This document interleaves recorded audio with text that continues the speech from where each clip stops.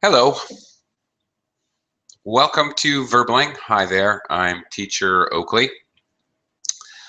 And for the next hour, we're going to work on sentence structure. As a matter of fact, at this particular time slot for today and the following 3 days, we're going to look at the four basic forms of sentence structure, which include the simple sentence, a compound sentence, tomorrow, complex sentences the day after, and then compound complex sentences.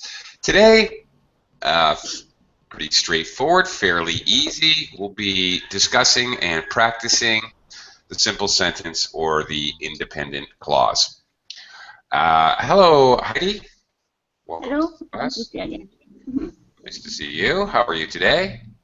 Last week and last Tuesday, I underwent eye operation. Oh, you did?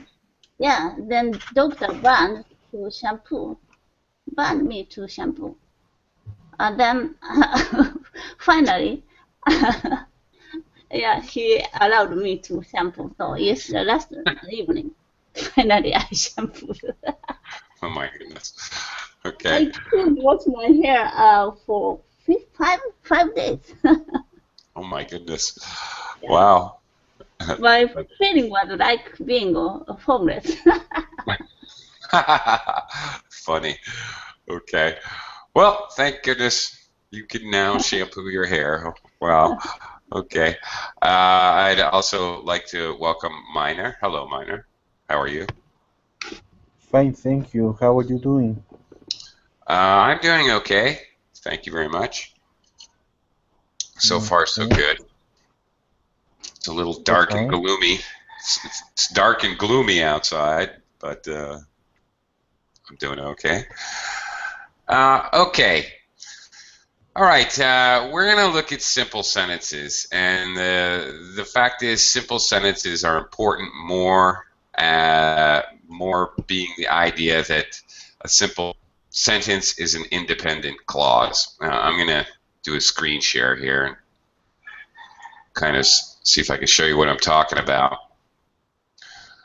All right. Today we're looking at simple sentences, or even more importantly, independent clauses. Very simple. A simple sentence must contain, by definition, it has to contain a subject, noun, some person, place, or thing, or even an idea, a concrete thing, plus a verb. That can be an action or dynamic verb, or a static verb, which discusses the state of things, state, how things are. And here's the important part. It expresses a complete thought. What gets confusing is when what clauses are dependent, meaning that it needs to have some help in order to be a complete sentence, and what are independent, meaning it's completely a sentence in and of itself. Okay, a sentence which is a complete sentence in and of itself must have these three attributes: a subject, a verb, and it expresses a complete thought. When you're talking about compound and complex sentences, which we will talk about later in the week, you're talking about phrases that by themselves are not going to make any sense at all, because they're not a complete thought. For example, when we use subordinators are words which make an independent clause into a dependent clause. So dependent clauses, we add subordinators like while I was walking. Now if I say to you, that's all I say to you. If I say while I was walking, okay, I, subject, was walking. I got a subject and a verb, but it is not a complete thought. The key being a complete thought. So while I was walking is not a simple sentence. It's not an independent clause. It's a dependent clause because it's not a complete idea. All right, well, we'll look at, I'll show you some examples here and then we'll try practicing them. Let me quickly say hello to, I'm going to guess, Oksana. Yes, good morning. How are you? I'm fine, thank you very much. How are you today? Oh, fine, thank you. Nice to have you in the class. And also I'd like to welcome Edgardo. Hello. Hello, teacher. How are you? I'm good. How are you today? I'm great, thank you. Well, super. Okay. All right. Let's look at these examples here. Some students. Okay. In these examples, the subject noun or nouns are highlighted in yellow, and the verbs are highlighted in green.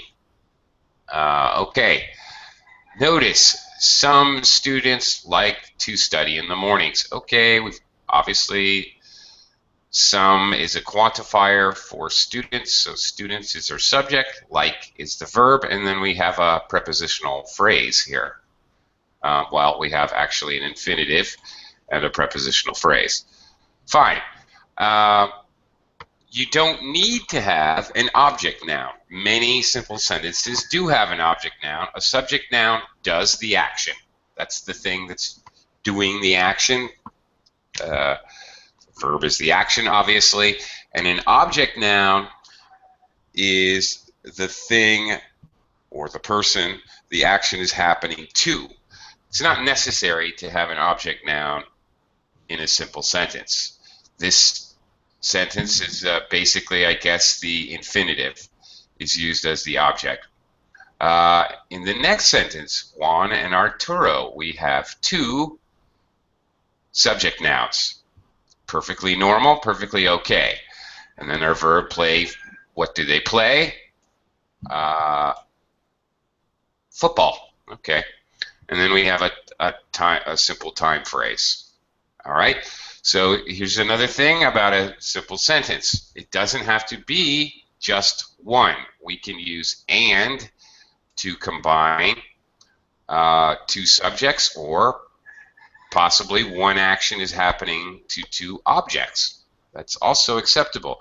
And here is not being used to create any kind of a compound sentence. It's not being used as a connective between two phrases, just a connective between two two nouns. All right. In this case, we can call this a sentence 2 contains a compound subject. That's just terminology, what we tend to call it. And sentence 3 contains a compound verb. So the subject does two actions. Simple as that. Alicia goes to the library and studies every day. All right. Also, this is a simple sentence. They can contain compound subjects or compound verbs. All right. So you're not introducing a new subject doing a new action. That's when you get into compound sentences and complex sentences. So this is fairly straightforward. Let's give it a try. Why not? Okay, Heidi, give me a simple sentence. Let's start very basic. Simple sentence, one subject, one verb. You can have an object or not, as you choose. Mm-hmm. A woman had married 5 times. Okay. A woman has married 5 times. Okay. Simple enough. All right. So here we go. Here's our subject. Obviously, this is our verb, and 5 times. Actually, in this case we do have an object now. One subject, one verb. That's it. All right, no problem. Very simple. Minor. Good job. Again, we'll try some compound subjects and compound verbs later, but just a simple sentence, one subject, one verb. Okay. Maria goes to the supermarket.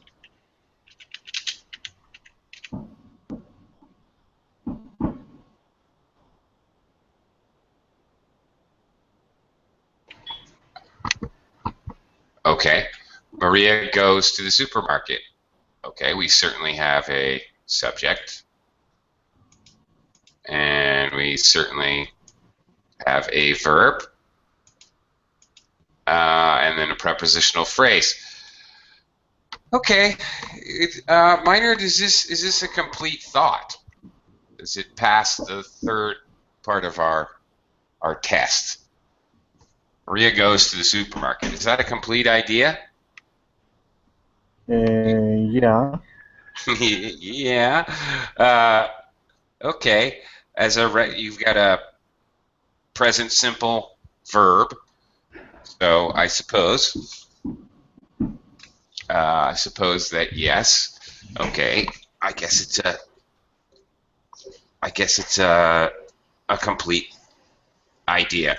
Of course, in reality, in normal speaking or whatever, we probably would add some information to this to make it clearer, to make our choice of verb tense a little clearer. You know, we might say something like Maria goes to the supermarket every day. And by the way, especially when you're writing, and in speaking, a lot of course, it has to do with context. In what context are you saying this? But especially in your writing, we use, we commonly use time phrases to make the verb tense becomes clearer and to clarify that the completeness of the thought, I suppose. Okay, I could say Maria goes to the supermarket right now.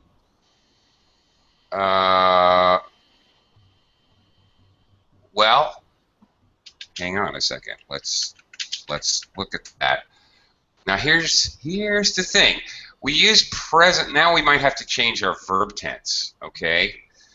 Because okay, you're adding that phrase again to kind of clarify the sentence and to clarify the verb. But we use simple present tense to talk about something that's a normal, a habit, or a state, how things are.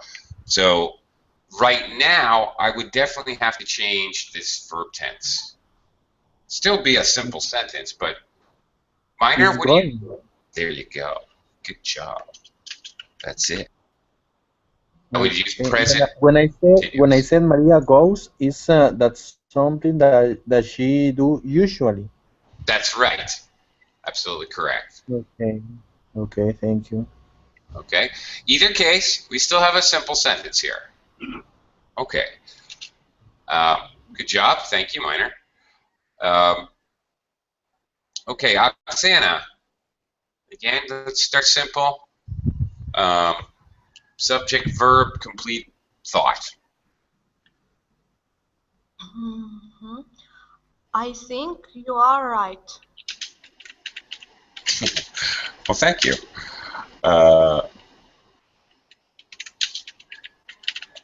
Okay. I think you were right. All right. Okay. What is our subject then, Oksana? I. Sure. Okay. Yes. Okay. Let's highlight I and our verb. Think. Main verb. That is to say. Think. Okay. I'll give you that. Okay. What is you? Actually, this whole thing. You. Sorry? You? That means you. Yeah. Actually, you know what you have here? All right. You've got another clause in the middle, right? This is actually a relative clause being used as an object here. In reality, okay, you might add a relative pronoun. I think that you are right.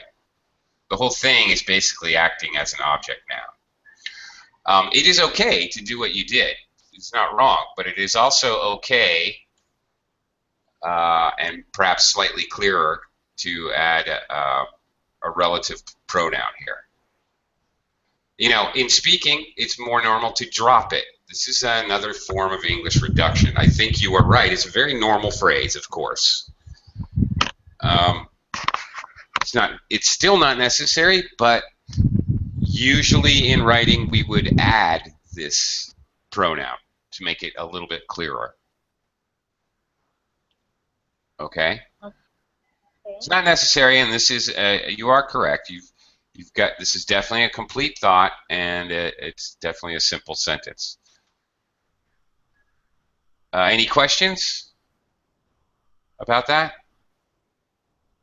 Okay, Edgardo, give it a try. Simple sentence, one subject, one verb.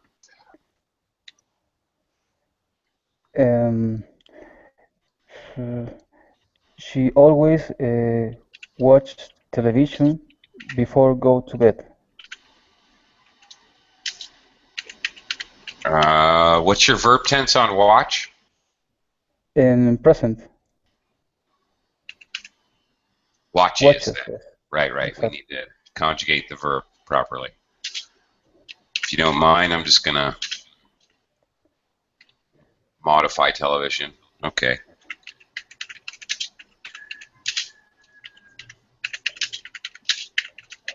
Now, wait a minute here. What do we have here? Okay, Edgardo. Okay, what is our subject? She. Yes. Yes. Okay, and verb? Watches. Uh-huh. Uh-huh. And TV is acting as our object noun. Okay, so we have a subject, a verb, and an object noun. The action happens to the TV. The TV gets watched. But then you've given me another clause. Okay, combining it with before. All right, this is one of what I was talking about earlier. This is a time subordinator. So suddenly I have introduced, this is the key, he's introduced a new subject. Okay. Okay, and a new verb. All right, and you've tied them together with this subordinator. So actually what you have here, you have an independent clause. She always watches TV.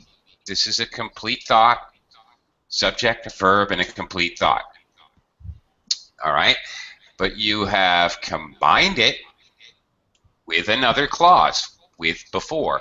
Now, if I say to you, before she goes to bed, you are going to say, what? That doesn't make sense by itself. So this is a dependent clause. All simple sentences are independent clauses. They can exist by themselves. Before she goes to bed is a dependent clause, or I can actually call it a subordinate clause. Subordinate because it is subordinate to the main idea, or the independent clause, she always watches TV. So what you have here is you're 2 days ahead of the class. This is a complex sentence. Okay. Okay. All right. Because you've combined two clauses. So in order to make this just a simple sentence, I just get rid of the second clause because that's an independent clause. Your sentence is correct. It is grammatically entirely correct, but it is not a simple sentence anymore. The key is Oh, The key is to understand, are you adding a new subject now? All right. Okay. All right. teacher, That's the what, key to recognize if it's still a simple sentence or not. sorry, teacher. What is the word that the what is the name of the word that make together the two sentences? Before, Preposition. while, that When, word. What is the name? yep. Here it is. That word is called a subordinator. Am I spelling it right? Is it OR or ER? Oh my gosh, I forgot. It is OR. Okay. Okay, yes, that's a subordinator. It creates a subordinate clause. Okay, now just remember this. A simple sentence is an independent clause. An independent clause is a simple sentence. It means the same thing. A subordinate clause is a dependent clause. A dependent clause is a subordinate clause. It is the same thing. Okay, Teacher, they are the same thing. Sorry, bad English. teacher, Yes. if I change that another after before going to bed, then it became a simple sentence, right?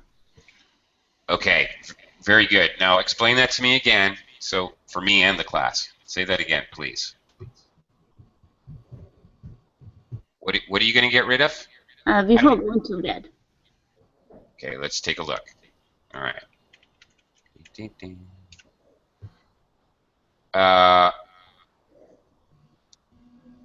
Oh, you're going to, oh, I see. Wait a minute. So you're going to, you're not going to add a subject. Is that right? Is this what you wanted to do? Yeah. Before going to bed. Okay, in this case, going is an idea. It's functioning more or less as a noun, and it's functioning. This is a gerund clause. Right. Okay. So we have before, and then the gerund, and then another prepositional phrase to bed. Well, you are correct, Heidi. Very good. All right. And the key is what I said before. I haven't introduced a new subject. I'm still talking about the original subject, she. All right. And anyway, in any case, so I don't have another clause at all. You're right. This would now be a simple sentence. Absolutely. Okay. And just both sentences, both examples are equally correct. Neither one is wrong. They're both grammatically correct, but all right, it just goes to show that you can always manipulate, and really, you always have the option to manipulate your sentence structure, particularly when you have compound complex or compound complex sentences. You can always break them up and create 2 or 3 simple sentences. All right, by changing 1 or 2 words or changing things ever so slightly, you can always do that. One, overall, very general, bold statement.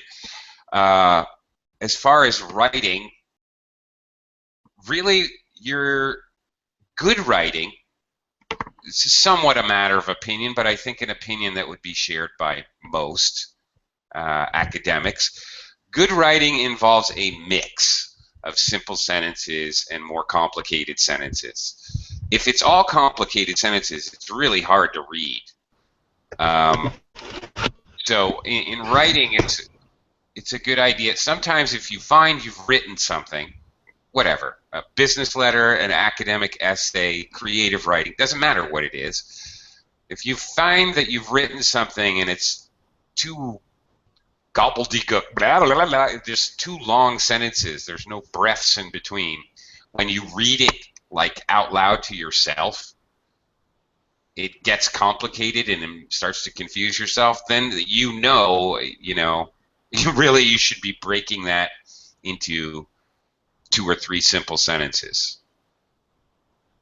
A mix is what you're after. All right, let's try something a little different.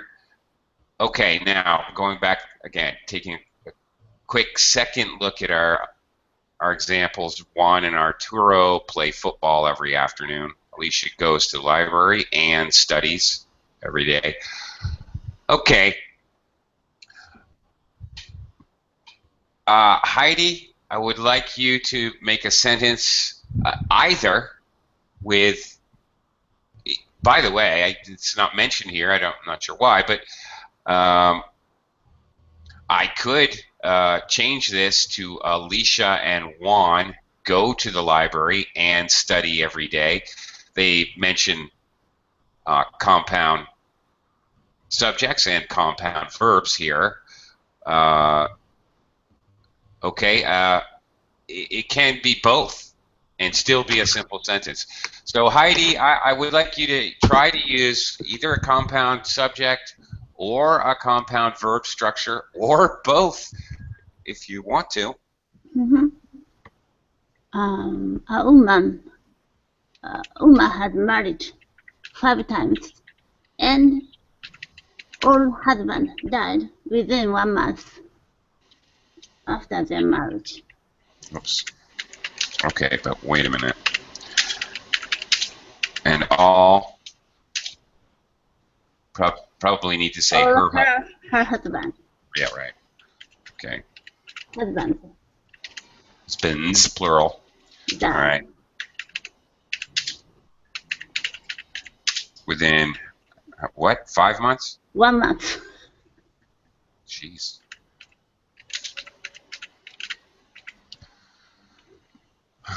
Okay.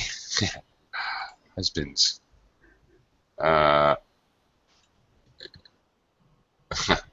Okay, I don't think that's really a problem there. Okay. Now, the thing is, all right, what do we got here? Again, with the same structure here as far as the beginning. This is an independent clause. She took her independent clause from earlier. But the problem is now you're using and, okay? Looky here. What if I do this? Copy this. All right. And made this another new sentence. All her husbands died within 1 month. With that, all her husbands being the subject, died, being the verb, and then a prepositional phrase within 1 month. All her husbands died within 1 month. Guess what? That's an independent clause. That's a simple sentence. All right? So what you have here in your example, wow, we're getting ahead of ourselves. We're doing lessons tomorrow and the next day. This is a compound sentence. Why? Because we have a compound sentence consists of 2 independent clauses or 2 simple sentences combined with a connective. All right, I'll give you guys a preview, a preview of tomorrow's class. Oh. Fine, why not? We're getting ahead of ourselves a little bit, but do you guys know what fanboys? This is a mnemonic device. Why am I typing this? Anybody have any idea? Have I gone crazy? Maybe. This is a mnemonic device. So a mnemonic device, something to help you remember. Because for, and, nor, B stands for but, O stands for O, Y stands for yet, and S stands for so. These are the 7 connectives. Here's one now. Here's the and that we can use to combine two independent clauses to make a compound sentence. There they are. When we use other types of words, often time subordinators, maybe other words that can sometimes be adverbs. In any case, when we use those to combine an independent clause and a dependent clause, that's complex. What Minor did earlier. What's different here is that Heidi has combined two simple sentences. These both would be a complete sentence all by themselves. A woman has married 5 times. All her husbands died within a month. And she's combined them with one of these fanboys connectives. Okay. So you've constructed really a compound sentence. So this is not a simple sentence anymore. Okay, but interesting to look at and analyze nonetheless. Good for the lesson, that's for sure. All right, I might as well show you what the difference is now. Minor, you want to give it a try? Again, give you a quick peek at number 2 and number 3 here. Juan and Arturo play football. Alicia goes to the library and studies. Okay, here and is not used to connect to independent clauses. Studies every day is not a complete sentence. There's no subject, so it can't be. All right. Juan by itself is not a complete, is not an independent clause. You're connecting two nouns or two verbs. You're not using it as one of these connectives to combine two clauses. All right, Minor, trying for two subjects or two verbs or both. 2 subjects and 1 verb. Sure, if you want. Sounds good. Okay. My mom and I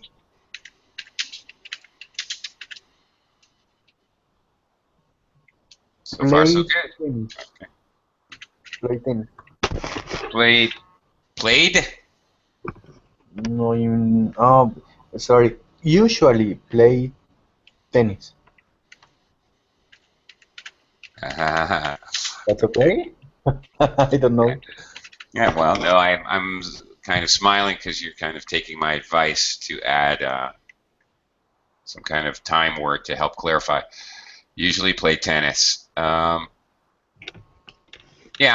it's okay. My mom and I usually play tennis. Yeah, in the right context.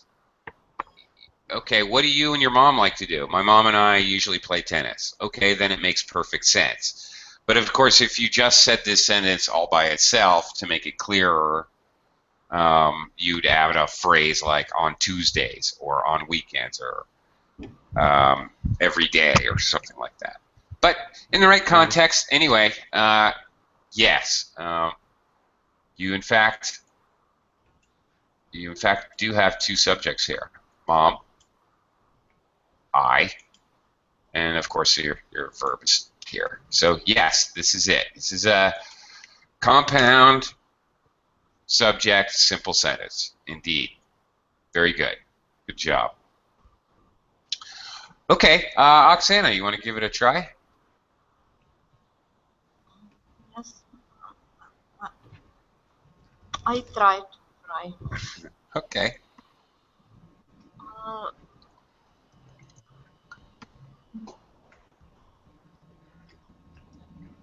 Sorry. Can you Yeah. help me try? Can I help you try? Sure. Why don't you try to give me one subject noun and two verbs. So one person or one thing does two actions. 2 actions. Right. So, all right, let me help you. Okay. What are, I don't know, what are two things that you normally do every morning? 2 things. Sure. Okay. Just for example, Yeah. I for one time, yes? Uh-huh.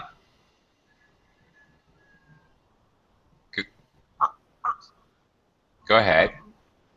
Okay. When I'm exercise, I run and jump. Okay. Okay, wait a minute.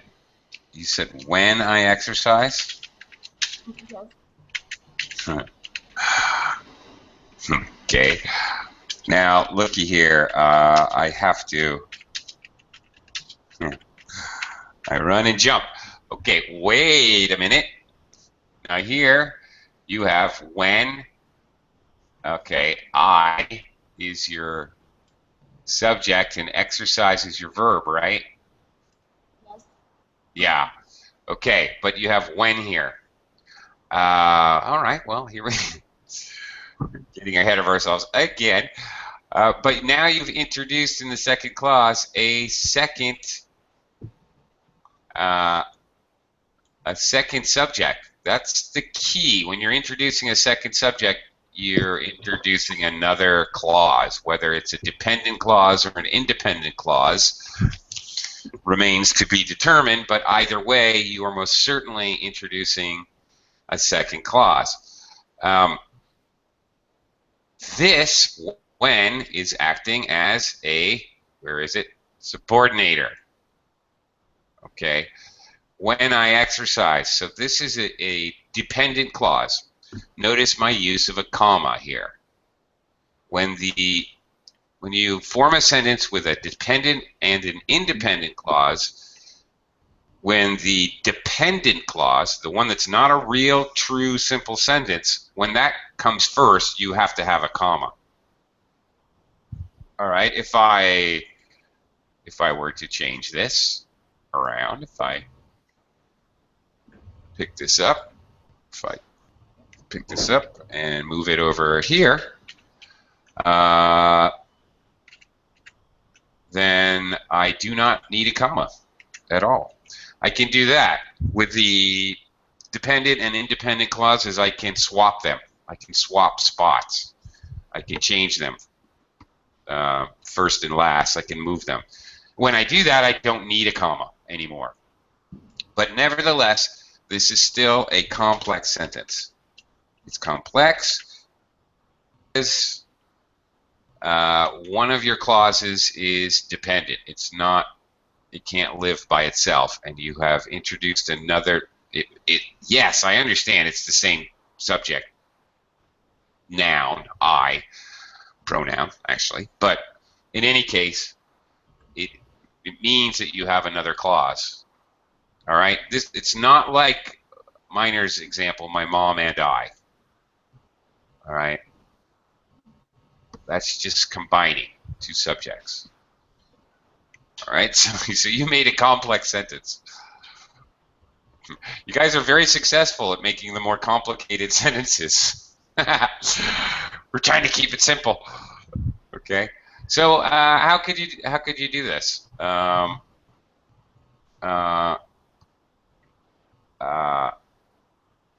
run and jump every day, something like that.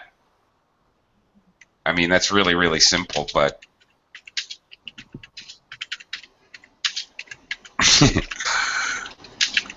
I run and jump every day. Whoops, every day. I mean, that seems quite simple, but well, that's a compound verb right there. I run and jump every day. Okay. Edgardo, you want to try it? Yes. Okay. She always do yoga and then cooks lunch.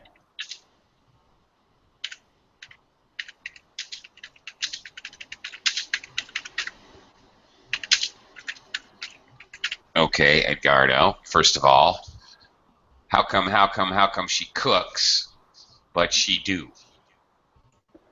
She does. Thank you very much. Right. Yes, you have two verbs, but be careful. Well, there's another thing to note. both verbs have to conjugate with conjugate. They have to match the subject, right? With a do or does, cook or cooks. All right, they both have to correctly conjugate. So she always does yoga and then cooks lunch. Yeah, that's fine. Because there's no new she here. There's no new subject. Or really it would be here, but there isn't one. So we understand that this verb refers back to this subject. That's it. Very good. Edgardo, this is good. Okay. Thank you. This is a one subject, two verb. Teacher, Yes? sorry, but in this case, it's also a complex sentence because there are a fanboy and there are a subordinator. No. No. The key is that there is no, it's just another clause. Okay, I'm sorry, it's just another phrase. It's not really another clause. A clause, I keep referring to a dependent and independent clause. It means that there's a new subject. A clause has a subject. Prepositional phrases, okay, have no subject. Earlier we saw a relative clause, but okay. No, it isn't because she does and cooks lunch. She does yoga and cooks lunch. You can, these adverbs, okay, to show time are not necessary. I can get rid of these. Yeah, because if you said then cooks lunch, it doesn't make sense. What? If you said just then cooks lunch, it doesn't make sense. No, it doesn't. This is independent. It's a dependent clause. And cooks lunch. Well, okay. If you just said and jump, that also doesn't make sense, but it is understood that both, the key is that the verb acts on this subject noun. She does, she cooks. All right. I run and jump when, okay, let me look at the complex sentence again, and let me just change it slightly so maybe you can see what I mean. I know it doesn't make a lot of sense logically, but if I change this sentence a little bit, all right, it's handy, so I'm just going to use this. Okay, here it's understood that run and jump are acting on the first subject, I. I run, I jump.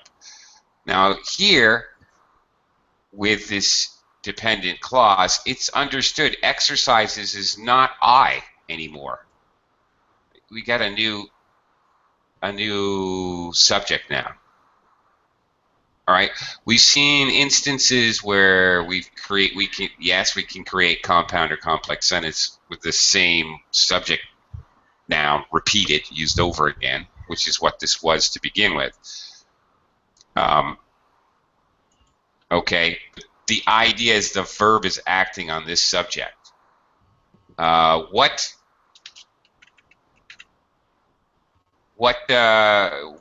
cooks the verb? Where's the subject? Minor. There isn't a subject. Well, there. Okay. Well, it's also she. There is always a subject. All right. Even with a complex sentence, there's a subject. Yeah, it is she. There's no such thing as a clause without a subject. A dependent or independent clause has a subject. Oh, I guess I got rid of it. Okay. Okay. Yeah, it's she.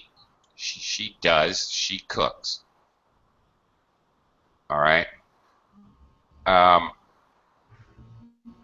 Okay, let's take a look. Maybe this will help.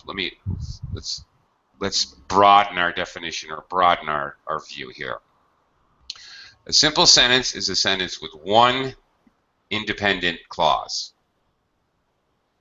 Okay, the definition does not say that a simple sentence is short or easy to understand. It doesn't say anything about phrases.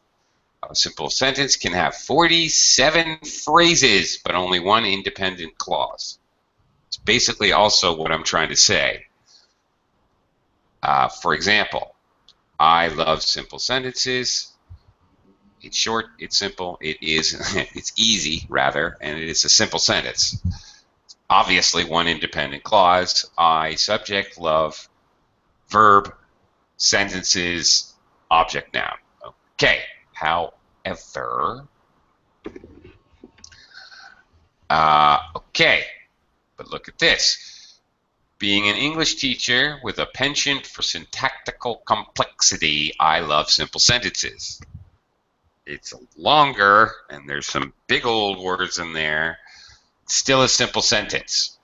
This whole part here, being a teacher with a penchant for syntactical complexity, is not another clause.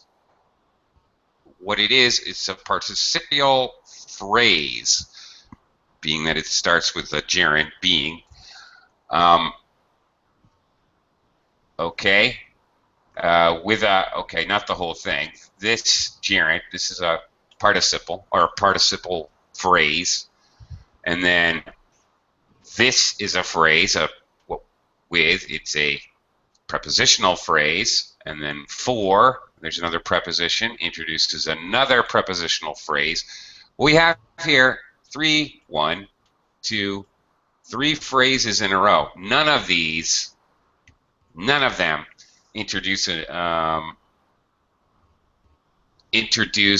a new subject. Okay. Right. All right. So the only independent clause here is I love simple sentences. Yeah. Okay. So in reality, this whole big long thing here is still a simple sentence. So you've got the more challenging part is recognizing what is a phrase. Okay, this is a gerund it's hard for me to say. Participial phrase. The word is hard for me to say. Okay, it is not a new clause. Clauses. The key is understanding when you're introducing new subjects, doing things. That's when you get into framing compound and complex sentences. All right, let's look at one more. Being an English teacher. All right, a gerund, participle clause, phrase, sorry, with a penchant, another prepositional phrase. For syntactical complexity, I love, to read, got an infinitive. Simple sentences. Upon getting up, okay, another prepositional phrase, and before going to bed. And I'm just combining here, I'm using and to add two similar meaning prepositional phrases. Well, two clauses. Well, actually, it looks very complicated. Phrase after phrase, but this total crazy thing, really, what is the independent clause here, Minor? Can you pick it out of this whole mess? Independent clause is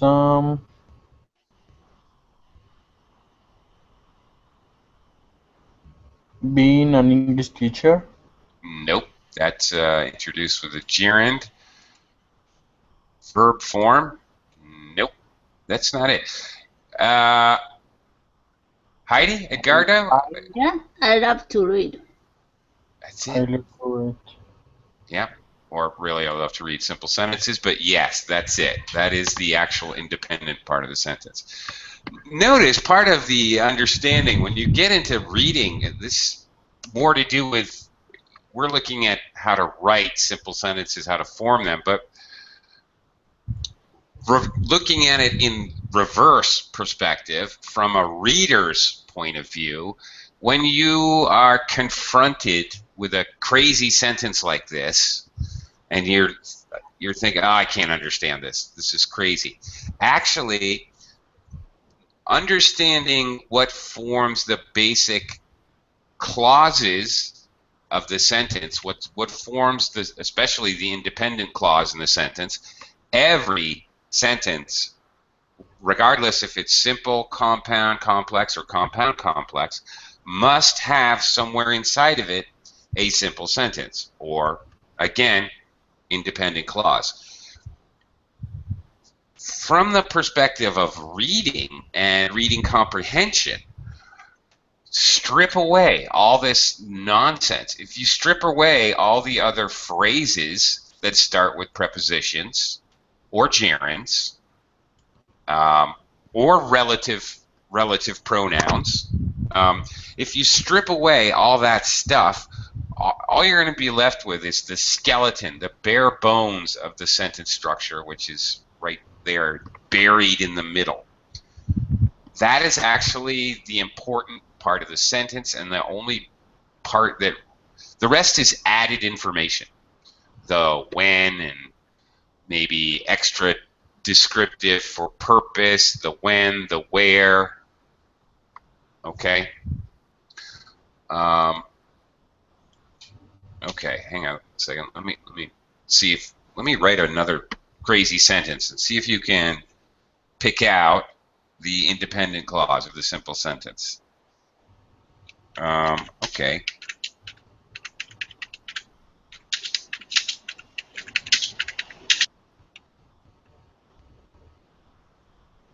I have to go to Manila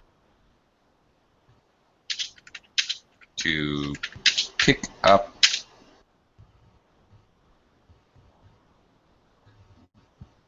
airport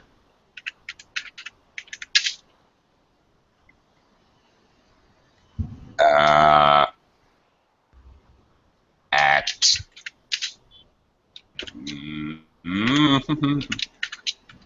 at 9 a.m. Whoops, not frowny face. In the morning. Whoops, not reverse smiley face.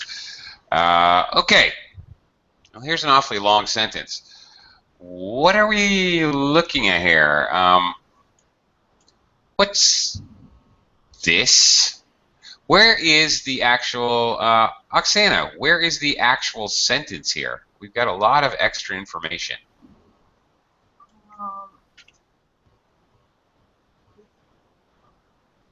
In actual sentence? Yeah. I have to go. Yeah, pretty much. Yeah. And actually, we've got two verbs here. This is a modal. This is an auxiliary. All right. This whole thing. This counts as the verb. All right. What is the subject noun? I have to, and then she's right. I have to go. Subject. I is the subject noun. Very good. Yeah, you're right. Okay. I have to go. I have to pick up. So actually, this is in reality, this has two verbs. When I have like this, in this case, this is a simple sentence with a compound verb. And actually, it brings up another good point about simple sentences. I have a modal here. Have to, I could use must. Have, the to is, Okay, let's make it simpler. I'll use must as a modal. I must go to Manila to pick up my sister.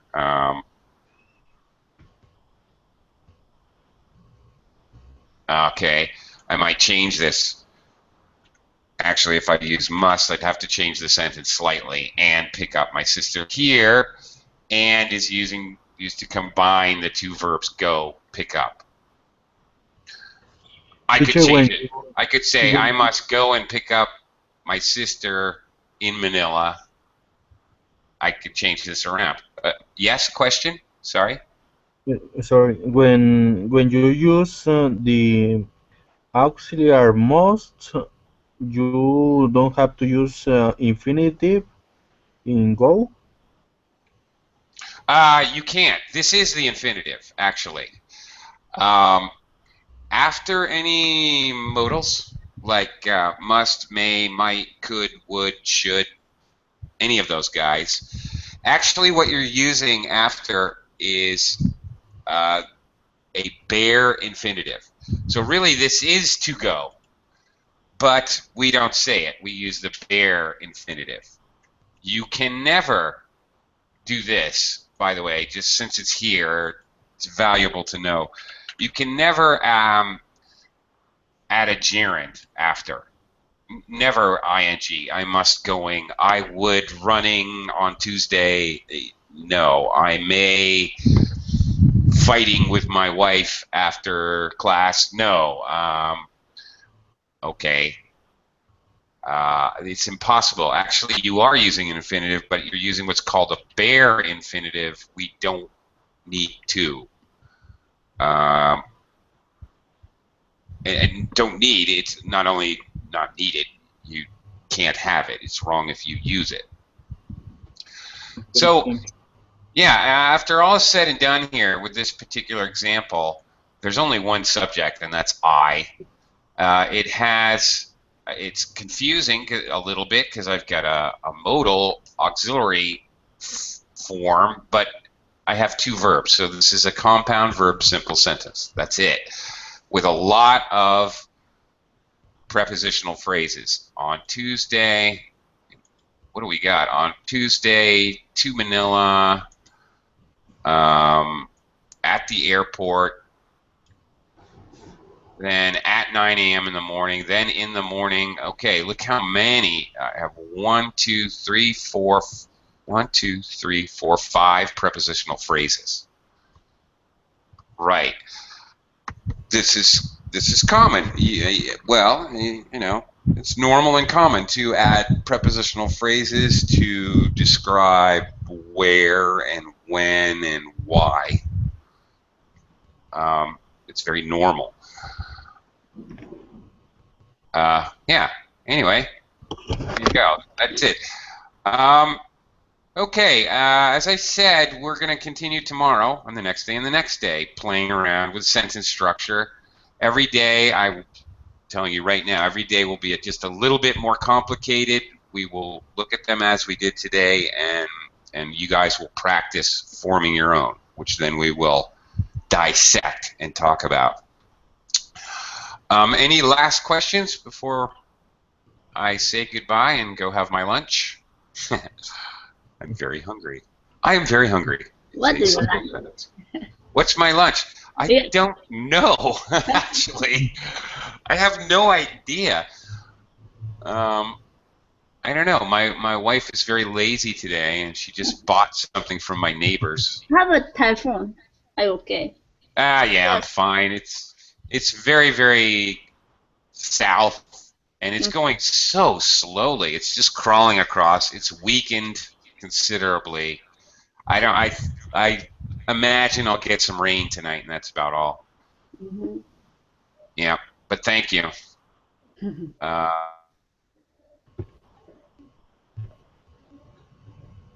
Okay.